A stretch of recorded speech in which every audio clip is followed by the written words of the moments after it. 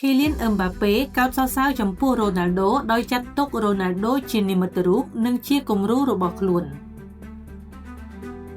កីឡាករ Kylian Mbappé បានសម្ដែងការកោតសរសើរចំពោះ Cristiano Ronaldo ជាច្រើនលើកច្រើនសារដោយចាត់ទុក Cristiano Ronaldo ជានិមិត្តរូបនិងជាគំរូរបស់ខ្លួន Mbappé បានបញ្ជាក់ម្ដងហើយម្ដងទៀតថា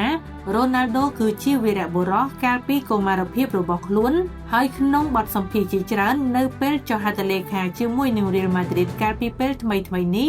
Mbappé បានលើកឡើងថា